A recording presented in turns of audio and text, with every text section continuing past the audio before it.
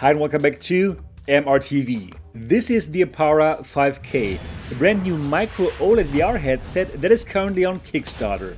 Now, I had already reviewed it and I said that the Steam VR tracker makes this a viable headset, but that it's not bright enough, especially in bright scenes. Now Arpara came up with a firmware update that is supposed to increase brightness. So in this video, I'm checking out this firmware update and we're going to find out together if this solves the problem. Also, I'm going to bring you a through-the-lens comparison with the Reverb G2. So absolutely stay tuned, watch the whole video because all of this goodness is coming up.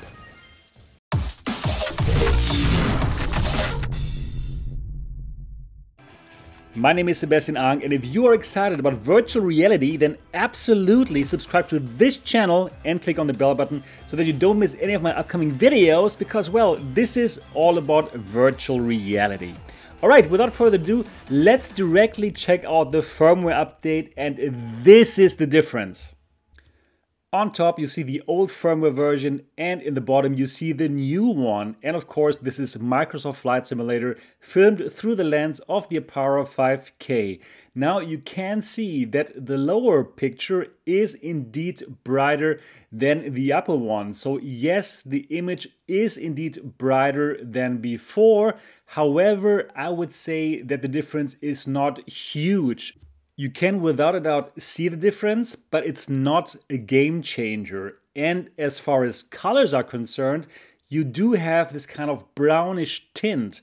The picture is very warm in the color temperature and really leaning towards this kind of brownish tone. So now let's directly compare the Arpara 5K after that firmware update with the HP Reverb G2 in through the lens comparison videos. First, we're looking at a dark scene here, Microsoft Flight Simulator through the lens of the Arpara 5K after the firmware update, and it's still gorgeous. For dark scenes, this is fantastic. The G2 in comparison also looks good, but of course it is a bit brighter. So for really dark scenes, when you fly in the night, for example, or when you're in Elite Dangerous, this is really good. This is just OLED blacks, OLED dark colors, more atmospheric in my opinion. And for this side-by-side comparison, in my opinion, the Arpara 5K is the better fit, simply looks more beautiful, and yeah, simply has more atmosphere to it. However, I must also tell you that as far as color accuracy is concerned, probably the Reverb G2 video here is more close to what actually Microsoft Flight Simulator had in mind here, if I compare this actually with the footage that I saw on the screen when I was taking this through the lens video. But it is really good in the Arpara 5K. We will talk more about color accuracy later when we are going to compare brighter scenes. So for dark scenes, the Arpara 5K still is a really nice headset. So again, if you enjoy night flights, if you enjoy games that happen in space, like for example Elite Dangerous, if you like horror games, then the Arpara is a really good fit for you. In my original review, I had told you about the problem of color shifts with the Arpara 5K in the peripheral areas, and unfortunately, after the firmware update, I can see those shifts even more clear. So let me show you that here right now. Moving along with the lens, you can see that the color shifts quite dramatically, and well, this means you have to have your eyes exactly in the middle. So you don't have the problem of sweet spot with the clarity, but you do have the problem of sweet spot now with the color shifts. Next, let's compare Half-Life Alyx. And you see Half-Life Alyx here through the lens of the Arpara 5K after the firmware update. Now, Half-Life Alyx is kind of a dark game, so that works fine. However, here with the Reverb G2, you do see that the light through the windows just looks more intense. And in my opinion, the colors also look simply more intense. And when I looked through the lens of this, I simply enjoyed the Reverb G2 picture more.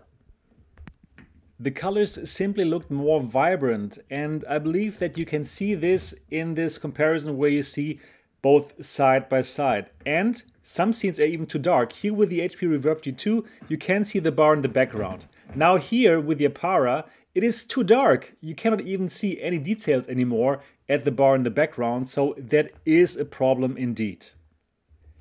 And again, the problem of this called color sweet spot, where when you are not exactly in the middle of the lens, the colors will shift, and that is indeed a problem.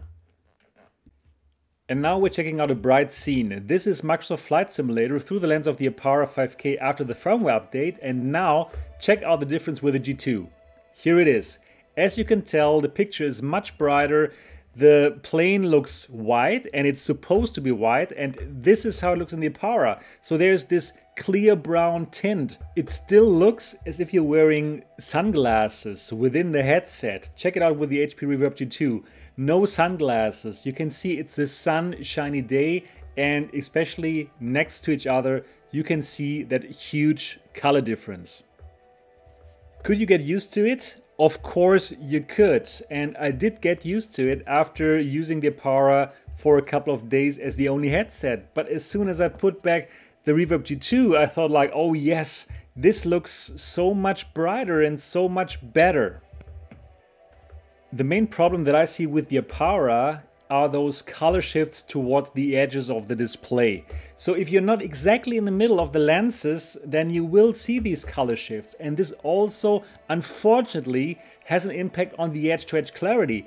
Yes, you can look to the sides and it will be clear, but the colors do change. And in my opinion, after the firmware update, this is even more obvious, since in the middle you have this kind of bright areas, and this brightness goes down, decreases towards the edges in quite a dramatic way, so that is just not nice.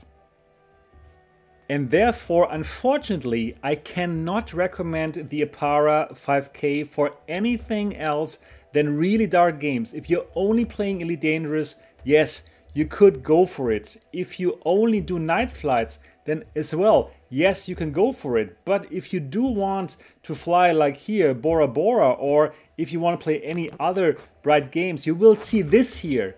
This is the problem. The colors really getting really dark towards the edges of the display.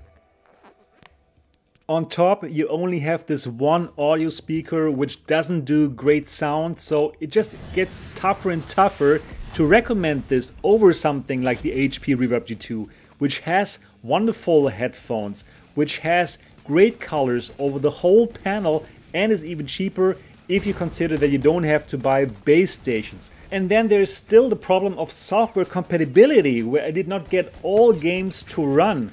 And therefore, I would say let's wait for the all-in-one.